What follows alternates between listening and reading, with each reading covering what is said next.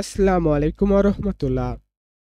স্বাগতম সবাইকে নোভেল নোটের নতুন আরেকটি আলোচনায়। সঙ্গে আছে আমি রুবেল আহমেদ।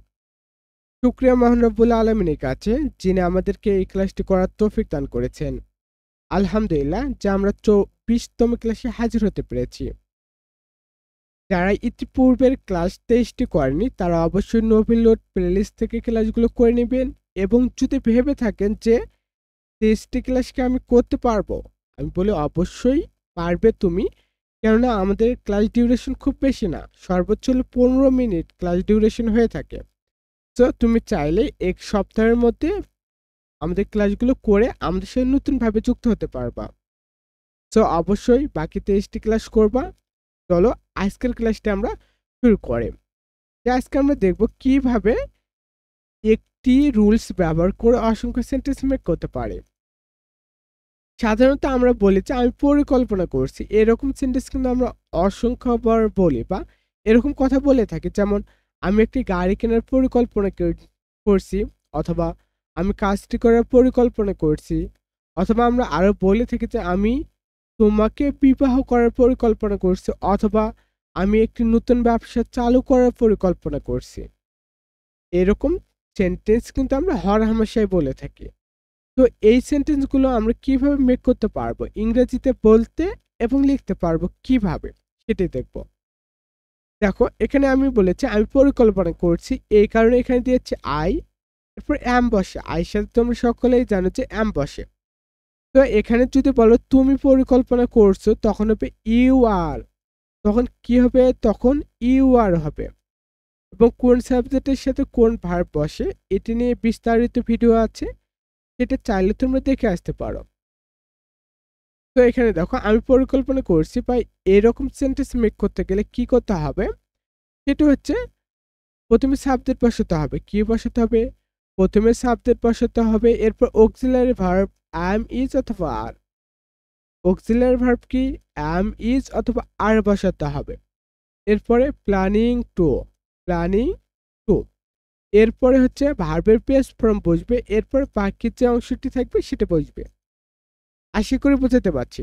এখানে দেখো, এখানে যে আমি বলি তুমি পরিকল্পনা করছো, তখন কিন্তু এখানে আমরা বসাবো হচ্ছে ইউ আর। কি? You are. তো এই বিষয়টা নিয়ে দ্বিধান্বিত হওয়ার তেমন কোনো কারণ নেই। আশা করি তোমরা বুঝতে পারছো। যেহেতু এখানে আমি প্রত্যেকটি উদাহরণে দিয়েছি আই দিয়ে বা আমি দিয়ে, তো এখানে আমি আই অ্যাম বসিয়েছি। তোমরা চাইলে এখানে ইউ বসাতে পারো, হি বসাতে পারো, সি বসাতে পারো, যে কোনো সাবজেক্ট এখানে বসাতে পারো। আশা করি বুঝাতে পারছি। দেখো আমি পরিকল্পনা করছি, এরকম সেন্টেন্স যেমন হচ্ছে আমি একটি গাড়ি কেনার পরিকল্পনা করছি। তো এটি তোমরা কিভাবে বলবা যে আমি একটি গাড়ি কেনার পরিকল্পনা করছি? প্রথমে সাবজেক্ট বসাতে হবে, সেটা হচ্ছে আমি। কি? আমি একটি সাবজেক্ট বসাতে হবে। আর আমরা জানি আমির ইংরেজি হচ্ছে আই। আমির ইংরেজি কি? আই। তো আমি আই বসেছি, এর সঙ্গে কি বসবে? অক্সিলারি একটি ভার্ব বসবে। সেটা হচ্ছে বসতে পারে অ্যামও বসতে পারে, ইজও বসতে পারে, অথবা আরও বসতে পারে। তো অ্যামের সাথে কি বসে? আমরা সকলেই জানি আয়ের সাথে অ্যাম বসে। আয়ের সাথে কি বসে? আয়ের সাথে অ্যাম বসে। এরপরে আমরা গঠন অনুযায়ী বসাবো কি? Planning to. কি বসাবো? Planning to. I am planning. আমি পরিকল্পনা করছি। আমি কি করছি? পরিকল্পনা করছি কি কেনার? একটি গাড়ি কেনার। এরপরে ভার্বের বেস ফর্ম বসবে। আমরা সকলে জানি টুর পরে কি বসে? ভার্বের বেস ফর্ম বসে। টুর পরে কি বসে? ভার্বের বেস ফর্ম বসে। এরপরে দেখো, যেহেতু এখানে এই সেন্টেন্সটিতে অর্থাৎ বাংলার যে সেন্টেন্সটি রয়েছে, এই বাক্যে ভার্ব কোনটি? এখানে ভার্ব হচ্ছে কেনা। কি? কেনাটা হচ্ছে ভার্ব। তো কেনার ইংরেজি কি? কেনার ইংরেজি হচ্ছে বাই। কেনার ইংরেজি কি? কেনার ইংরেজি হচ্ছে বাই। কি কেনার? একটি গাড়ি। একটি গাড়ি। সো একটির ইংরেজি কি হবে? একটির ইংরেজি এ বসবে, এবং এ কার। কার অর্থ কি? গাড়ি। যে আমি একটি গাড়ি কেনার পরিকল্পনা করছি, অথবা আমি একটা গাড়ি কেনার পরিকল্পনা করছি। আশা করি বোঝাতে পারছি। যে আমি একটি গাড়ি কেনার পরিকল্পনা করছি। তো আশা করি বুঝাতে পারছি আমি। আর এখানে আর্টিকেল অ্যান না হয়ে এ হলো কেন? এটা তোমরা সকলেই জানতে পারো যে কনসোনেন্ট দ্বারা শুরু হলে, কোনো সেন্টেন্স কনসোনেন্ট দ্বারা শুরু হলে কোনো ওয়ার্ডের পূর্বে কি বসে? আর্টিকেল এ বসে। কি বসে? আর্টিকেল এ বসে। আর ভাওয়াল দ্বারা শুরু হলে অ্যান বসে। কি বসে? ভাওয়াল দ্বারা শুরু হলে অ্যান বসে। এরপরে দেখো, আমি কাজটি করার পরিকল্পনা করছি। কি করছি? আমি কাজটি করার পরিকল্পনা করছি। সো এখানে আমরা কি বসাতে পারি? প্রথমে আমি সাবজেক্ট বসিয়ে নিলাম। এরপরে পরিকল্পনা করছি, planning to, I am planning two, আমি পরিকল্পনা করছি। আর তোমরা জেনে থাকো যে কোনো সেন্টেন্সে ভার্ব ছাড়া কোনো সেন্টেন্স গঠিত হতে পারে না। এর জন্য ভার্বকে একটি সেন্টেন্সের হার্টবিট বলা হয়। Planning to, sorry, I am planning two, আমি পরিকল্পনা করছি কাজটি করার। কি করার? কাজটি করার। তো টু ডু, করার। করার ইংরেজি হচ্ছে ডু। করার কি? করার ইংরেজি হচ্ছে ডু। কি করার? কাজটি। The work, the work. এখানে দা বসলো কেন? আর্টিকেল এখানে দি বসলো কেন? এর কারণ হচ্ছে কাজটি নির্দিষ্ট করে বোঝানো হয়েছে। কাজটিকে কি করা হয়েছে? নির্দিষ্ট করে বোঝানো হয়েছে যে কাজটি, কাজটি, আমি কাজটি করার পরিকল্পনা করছি। আশা করে বোঝাতে পারছি। এরপরে দেখো যে আমি তোমাকে বিবাহ করার পরিকল্পনা করছি। এরকম কথা অনেকে বলতে পারে যে কোনো পার্টনার তাকে বলতে পারে যে আমি তোমাকে বিবাহ করার পরিকল্পনা করছি। তো তখন কি করবা? যে তখন নিঃসন্দেহে বলবো যে আই অ্যাম প্ল্যানিং টু, কি করার? বিবাহ করার। এখানে বিবাহ করাটা হচ্ছে কি? ভার্ব, বিবাহ করা। তো এর ইংরেজি কি? ইংরেজি সকলেই জানো, ম্যারি। ইংরেজি কি? ম্যারি। কাকে? তোমাকে, you. So I am planning to marry you, I am planning to marry you, আমি তোমাকে বিবাহ করার পরিকল্পনা করছি। আশা করি বোঝাতে পারছি। আমরা কিন্তু এই গঠন অনুযায়ী, যে এই গঠন অনুযায়ী কিন্তু আমরা প্রত্যেকটি সেন্টেন্সে মেক করতেছি। তো এই গঠনটি অবশ্যই মুখস্থ করে রাখবা। এরপরে দেখো যে আমি একটি নতুন ব্যবসা শুরু করার পরিকল্পনা করছি। তো খুবই ইজি, বলবা আই এম প্ল্যানিং টু, অথবা লিখবা আমি পরিকল্পনা করছি একটি নতুন ব্যবসা শুরু করার জন্য। তো এখানে ভার্ব কোনটি? আমরা যে টুর পরে ভার্বের বেস ফর্ম বসে। তো এখানে ভার্ব কি? ভার্ব হচ্ছে শুরু করা।